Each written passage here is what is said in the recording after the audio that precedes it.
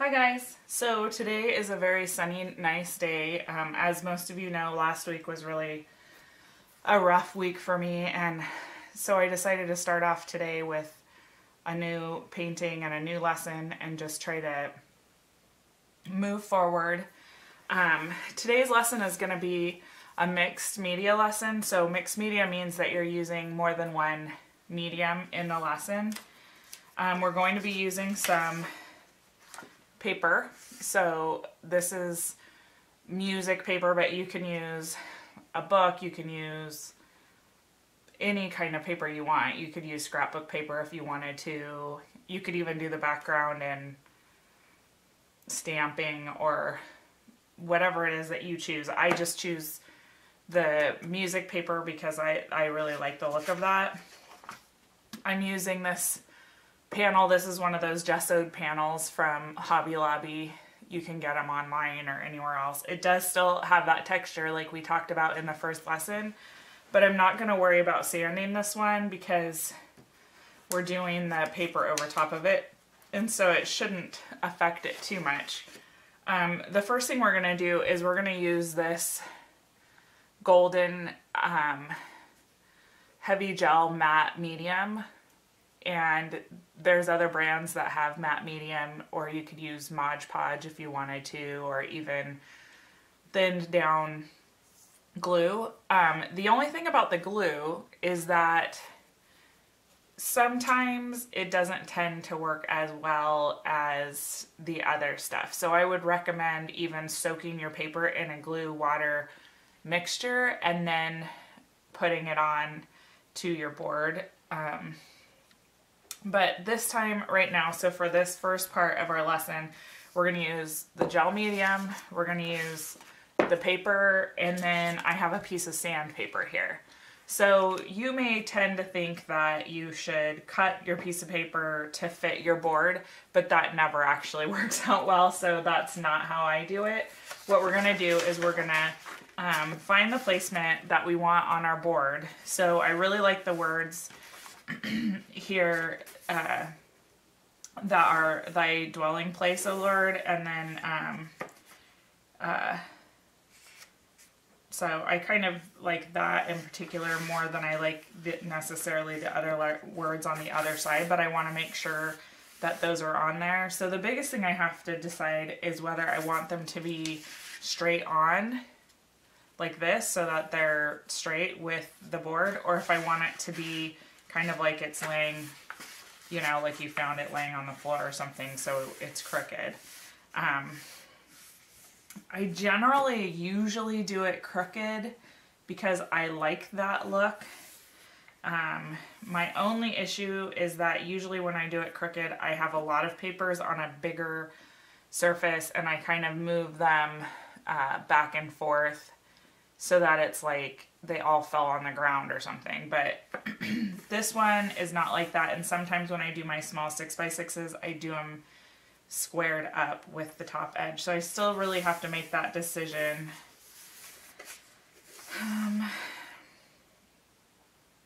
I think I want to do it crooked, even though my mind says that I want to do it straight. So I'm just going to go against my mind, and I'm going to follow my heart today. If you're doing a bigger piece, you could use a lot of small pieces and tear them and move them around. I mean, this is just really whatever you want.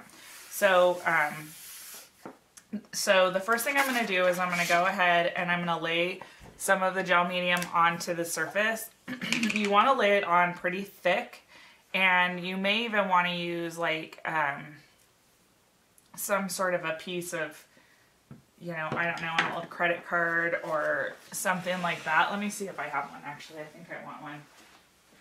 So the first thing I'm going to do, like I said, is we're going to lay this on nice and thick. This is a mistake that a lot of people make, is that they're a little skimpy on their mediums and then it doesn't stick. This is a kind of a small surface, so I'm going to go ahead and put it over the entire surface. But if you have a bigger surface and you're using smaller pieces of paper, I would recommend doing Now this is a thick, even layer. I want to be really specific on that. When I say use a lot, but you don't want your surface completely bumpy either. Okay, so back to my other thought, is if you're using small pieces of paper or single sheets that are really small and you're using a big surface, I recommend just putting on enough glue or gel medium in order to cover just the area that you're covering with the paper, and then on and on and on. Just keep adding to it. So, but this is small enough that it's not gonna dry in between, but this stuff does dry pretty quick. So I'm gonna go ahead and lay this on here. I'm not putting way too much thought into it. My biggest desire is that this whole sentence is on there, and other than that, everything else I'm not too worried about. And then I'm going to go ahead, so I'm just kind of smoothing it out here and trying to smooth out the bubbles and just around the edges here. And I'm going to go ahead now with my sandpaper, and I'm going to sand right on the edge along every edge and tear off the paper. So I'll probably do music while I'm doing that, just because sandpaper sound is probably pretty annoying to you.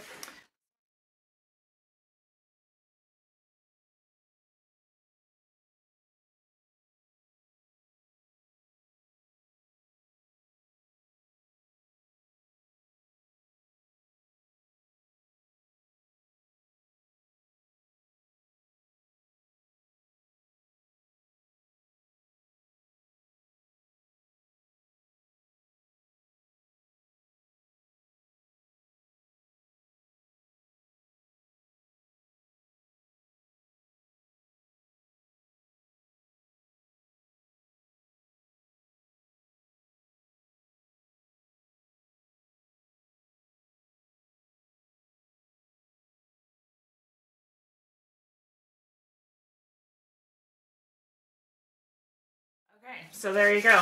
That was genius, right? Anyway, the way I learned that is just because of the fact that I have miscut many pieces and done lots of stupid stuff, and now I've figured out to do it this way. So anyway, we're going to go ahead and hit this with a hot blow dryer. So I'm not going to show that to you. I'm just going to tell you about it. So you just want to kind of go over it and push out the bubbles with the hot blow dryer, and then you're ready to start the next step. Okay, so I'm going to go ahead and draw a branch on here that my birds are going to sit on. Now you want to be really aware of what you do and don't want to keep. One thing that I always keep in mind is the fact that I may decide that that the painting is more important than what's behind on the background. And so even though everybody may not know what's in the background, I know what's in the background. So sometimes something that I really love ends up getting covered up, and you just have to be okay with that, because it's just part of it. You lay it down and then you draw in your structure and you draw in what you want to draw, and then you end up covering up what you wanted to keep in the beginning, and you just have to let that go. So I'm even looking at this right now and I'm starting to think, okay, I'm going to have to be really careful if I actually want the things to stay that I wanted to keep. So I'm going to go ahead with my branch, and I'm going to do it, that wasn't an earthquake, that was my elbow hitting the thing.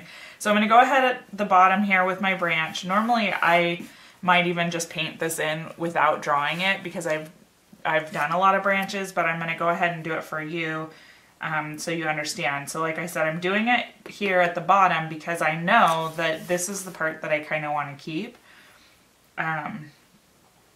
So I go ahead, branches are kind of jaggedy, so I don't want a perfectly straight line. And then I'm going to go down at an angle. So that's going to be where it branches off there. And then I'm going to go up a little bit. So this branch is probably about 1 inch wide.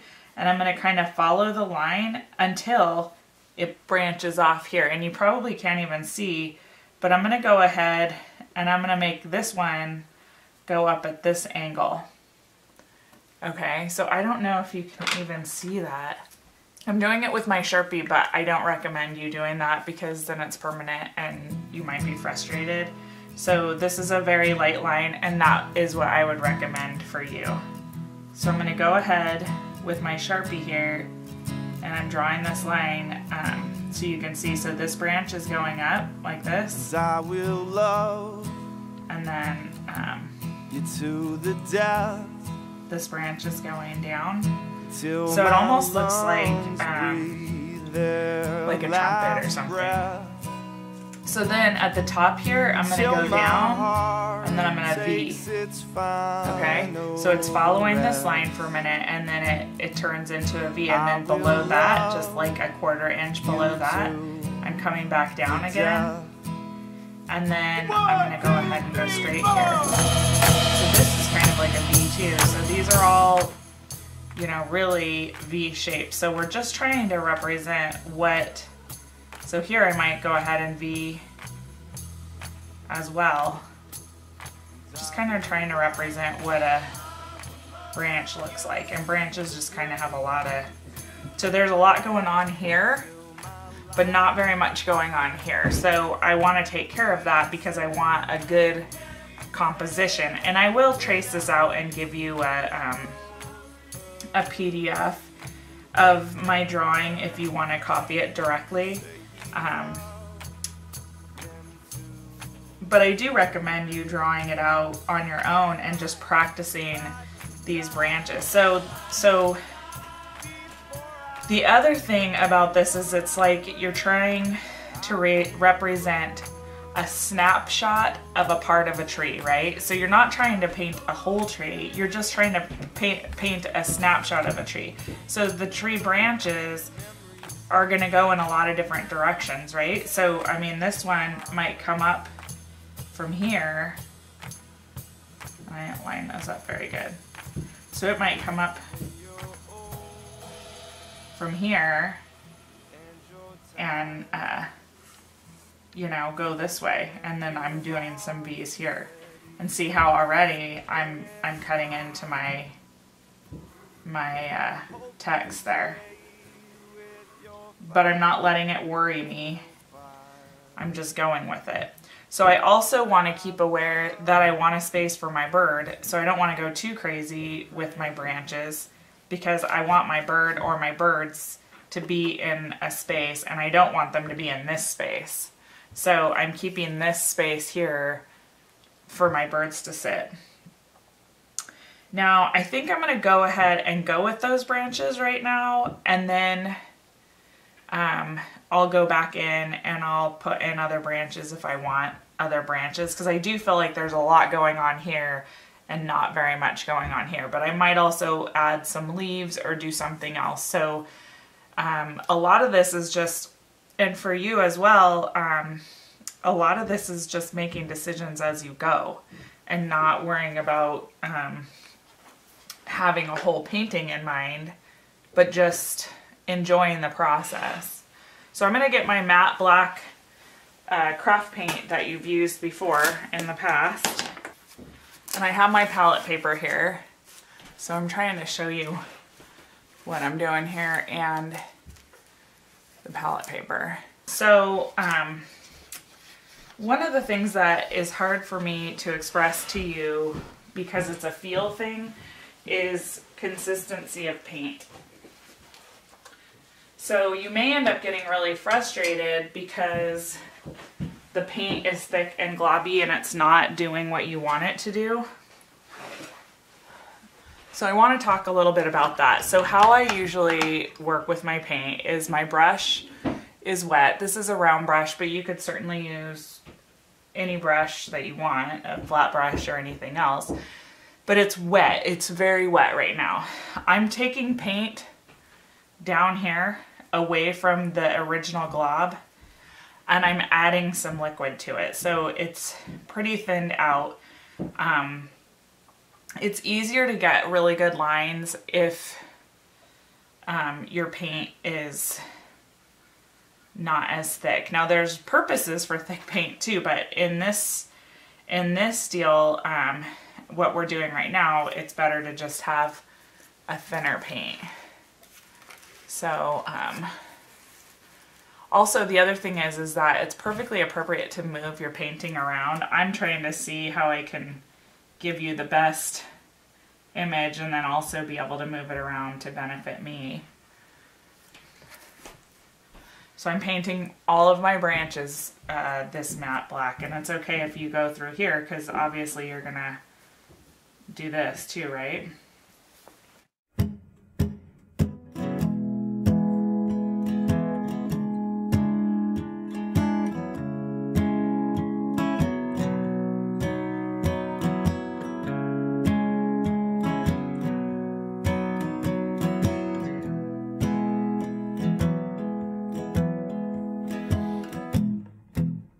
You know I love you, I'm just working on myself. It's not as easy when you don't have somebody else to keep the monkeys off your back.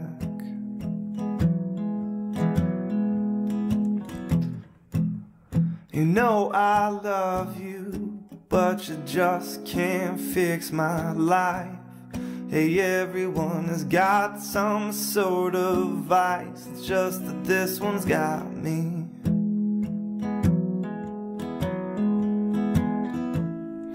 And I don't know if you've ever tried it.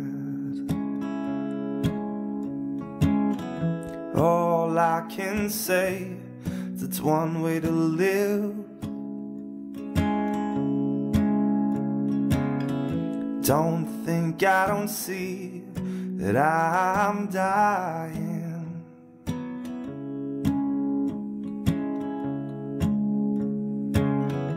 It's just that I can't quit.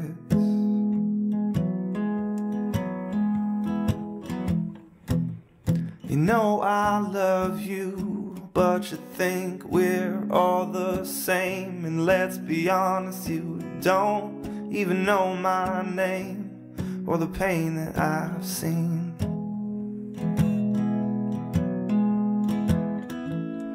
And I don't know if you've ever tried it. All I can say is it's one way to live.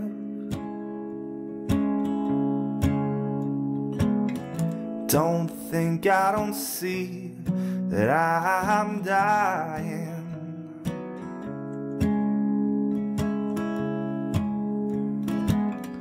It's just that I can't quit.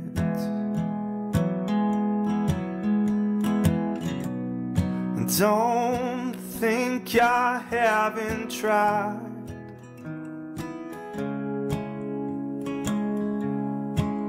There's just this hole inside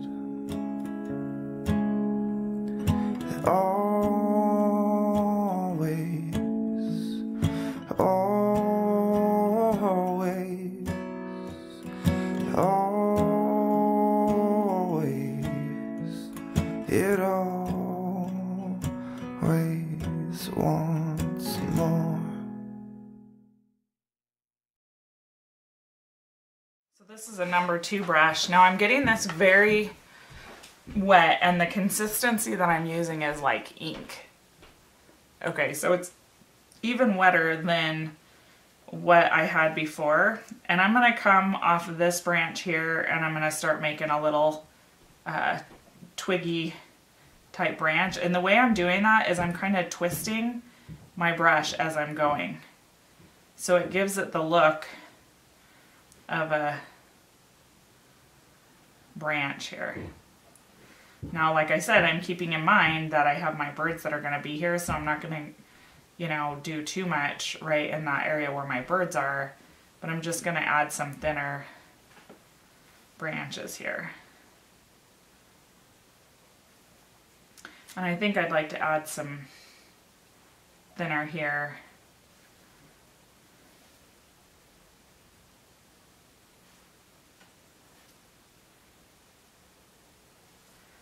So like I said, I'm kind of twisting and pulling up.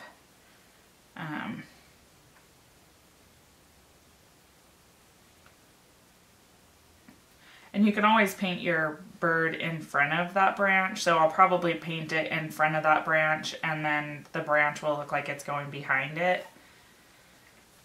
So it just kind of gives it more of a realistic look to it. And then I'm going to go ahead and do the same up here. So you just want to kind of look at it and decide. Now these branches are not going to stay black, so don't freak out thinking we're making, you know, a majorly gothic painting here. Although if you enjoy them black, then that's also a nice look, but that's not how I'm going to keep them. We're going to go in here with our colored pencils again.